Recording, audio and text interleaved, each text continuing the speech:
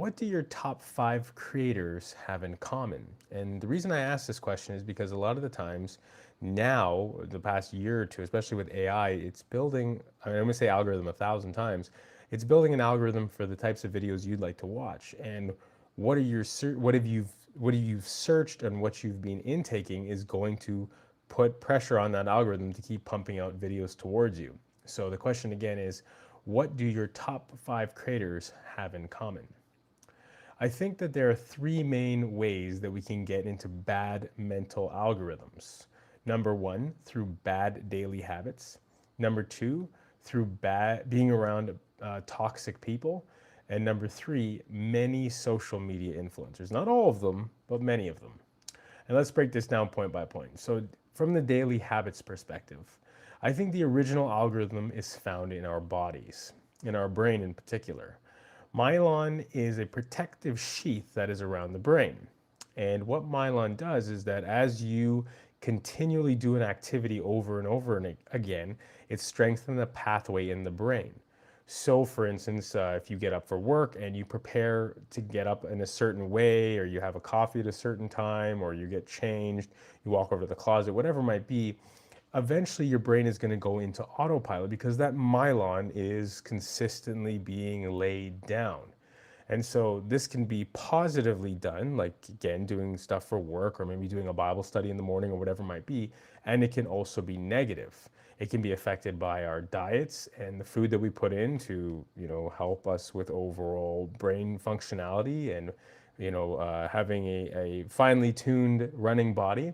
And it also has a lot to do with the way that we interact with our world, because if we're out of sync, that can kind of mess us up and cause the I guess the neurons. I'm not exactly sure what the exact word is. I'm thinking it's neurons to be able to connect with one another. So that's just a baseline, not a scientific explanation of myelin, but just that patterns are if you did a brain scan, you could see the patterns actually going on the same way in certain time frames within your day.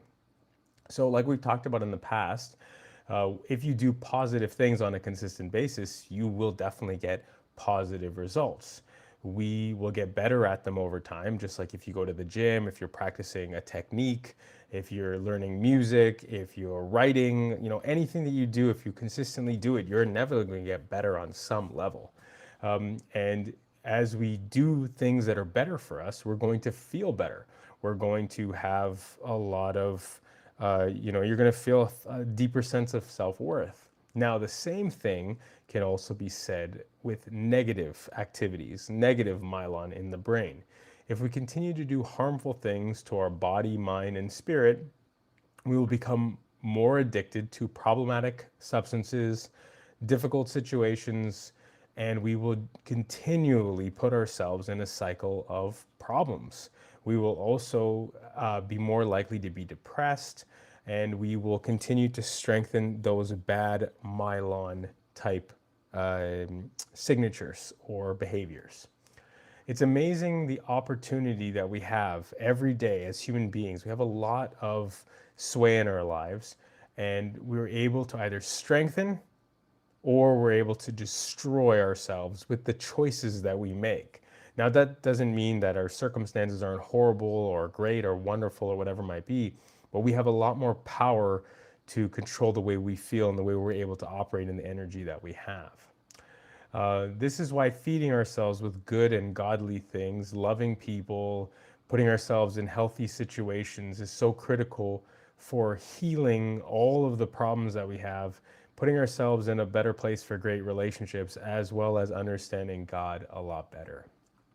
There is a reason, in my opinion, why God gave us the opportunity to also sleep daily, to eat daily, pray, to spend time in His Word, to go and connect with people, to exercise daily, because I think that repetitive motion day after day within a clock situation, the 24 hours, which seems almost arbitrary, but actually obviously works well because it's been working throughout human history so well, is this amazing opportunity to build myelin and to refresh ourselves. To, if you have a really bad day and you have a good night's sleep, you can feel completely different, or vice versa. You can have a fantastic day and then something bad happens and it really throws you off. So there's a lot to be said about being in the right mind state and putting the right effort in, or on the flip side, it can be really bad. All right, so number two is the people around us and what they put on us, how they feed us, what they share with us. This is very crucial to how we feel in the day, to how we look forward to seeing those people. Are we being built up or are we being torn down? We've talked about this in multiple times over the last weeks and months. If they're very negative, you may want to walk away from these people if you have the opportunity. However, there are many situations in which if you try to walk away from them, they're going to either chase after you, or you might be just in a place of situation where, and I should say, they'll chase after you and it'll be hard to break it off with them because of how close they are or how domineering they may be. Or maybe it's just because of simple proximity. They're your neighbor and they're, just really a pill to deal with. It could be someone in your family, someone who you may not have either the power to break away from or you have to be around them all the time. And in a really bad situation, obviously family is really bad, but work, when it comes to making your finances, man, it can be awful when your boss or your coworker is really pulling you down and making your day a living fart fest. Now, one thing you can do in that situation, if you want to try to be positive, if you don't have the opportunity to leave, is you can try to limit your interaction with them. I've had to do this over the years many times in my life. And so it's just one of those things where you have to kind of just set yourself up, block people off, and just try your best. The reason is because words are extremely powerful. There's life and death in the tongue. And if you are around people who continually will rip you to shreds or always be saying negative things or saying derogatory things towards other people, it's going to seep into your soul and you may end up repeating some of those things.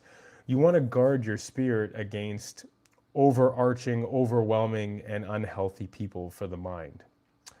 This also helps build that myelin in the brain, which we're talking about, because if someone is always interacting with you in a certain way and you keep on having this negative emotion, this negative feeling, the sheet that's around your brain is going to cause that negative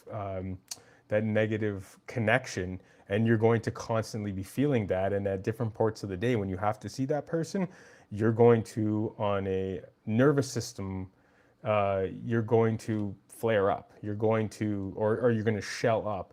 And that's not good for your body. That causes more stress, depression, frustration as a whole. Being around someone who is also very negative, like I said just a moment ago, can make you turtle up inside, can cause your muscles to spasm, can cause you to have bad eating issues, can cause you even constipation and problems with your digestive system. And can change the way you view yourself at times, especially if they're being derogatory or they keep on slamming people who may think like you or talk like you or even look like you, or in different ways, maybe, just the way that they belittle people and you think, well, I'm not so smart, maybe they'll belittle me behind my back, or they're doing it to your face. This can work negatively, like I was saying earlier, and then I flipped it beforehand, and now it could also be positive. So when you do have a great place of mental health and mental healing, you can usually also attribute it to the people who are healthy in your life as well. So hopefully if you do get married and you have kids, you'll be able to create a family unit that has good biblical godly wisdom that will be able to help you to move forward and build these bridges and pathways for a long future of health and just strong mental well-being. So instead of you turtling, you're open to sharing, open to loving, open to connecting with other people. You go into places and it's a breath of fresh air. You're able to share your heart with that other person, right? As much as it can be so negative, if you're around the right people and it becomes positive, your mental health just can soar when you're around the right people. Like I said before, you got the negative neighbor. Well, if you have a positive neighbor, that changes your entire day. Seeing their warm smile them sharing something with you. I have a lovely neighbor who's always baking stuff for us. She's so sweet. Like, we maybe only bake or, buy a little small set of gifts for one every 5 times that she's blessing our family with baked goods. And so, I have neighbors that are ridiculous, and then I have neighbors who are really lovely, and you can feel like the energy when, they step on or step off on your block or whatever it might be, or you see them. It just changes the whole, demeanor, even could change the way your day goes. A boss is another serious person in your life, or someone you work with, like I said, on the negative side. But when you have someone who could be even like a mentor to you or a confidant, it's so refreshing then to go to work. You're excited to talk to them instead of like dragging your feet to go in to work. And that has a real massive play on your mental health. And this, when you have positive people in your life, again, like I said before, it's creating those positive pathways in the myelin of your brain. So when possible, choose people around you who are going to lift you up, bring you to that next wonderful echelon in life. Now, of course, God does say for us to pray for our enemies, to love our enemies to the best of our abilities. Of course, we want to be supportive to our neighbors and coworkers, our close family and friends. We want to, turn the other cheek when possible. But I will say this, like we've talked about countless times over the past few months, if you've tried, and if you've sought after wise counsel, and these people are continually being negative around you, tearing you down, or if you're in a place of rebuilding, you may need to build boundaries. You may need to have to even say goodbye to some of these people or quit your job if you have to, because you don't want your mental health to deteriorate. You don't want to fall apart. Now, the last of these three is, I think, one of the worst of them all now, is the sad or the mean or the terrible or the lying social media influencers. This trap has been really ramped up over the past 10 to 15 years. And, I don't want to just say social media as a whole, because at the end of the day, media has been around us in different forms for millennia, for centuries, right? It used to be storytelling around the fire, and then it was people, and people drawing hieroglyphics, and then it was the printing press, and then it was radio, and then it was TV, and it's had its different iterations. The difference is with social media in particular, though, is that you are able to see 1 to 5% of their life, and you're able to feel like you're engaging with them, maybe on your phone, and you're watching them one-on-one, and you're connecting with them, or you're even chatting with them, but you're not seeing who they really are as people. And that can take you, to really bad places if you compare yourself to them. Now, there are some people who are super wonderful, and this is just it's a breath of fresh air again to be connecting with someone who's a life giver, who's very helpful, who will help you to explore, the wonders of life. However, if you meet the wrong person, you will move into the pits of hell. It will be awful. You'll feel horrible, because as you compare yourself, as you feel this person, going to places that you'll never go to, and doing things that you'll never do, or looking a certain way, you don't know if they're maxing out their credit card. You don't know who they are as people. You don't know if they're a nice person or not, because you don't have any relative information to judge their fruits, to know who they are as people. Even a few years ago, social media was one of those things where you could explore and find new things. YouTube is the #2 search engine in the world. You could go on and you'd find a plethora of different videos. YouTube would constantly be showing you random new stuff. And it was used more as a tool more than a deep entertainment platform. I know this because I've been on YouTube for 15 years with different channels. But now, in the past year or two, the algorithms have really taken control, whether it's good or bad. But either way, it's going to feed you a worldview consistently. We need to protect our minds and focus on things that are good and godly to help us as we move forward and move into different areas of our lives. And thankfully, there are a lot more channels that are coming up that are more transparent, that are filled with truth, that are filled with creators who are not trying to go for the end game or the money, but build community, which is fantastic, uplifting people. Because if we don't have these types of people in our lives, if we're going to dedicate all this time in the social media realm, it will eventually bother our nervous system. It will eventually bother us as people.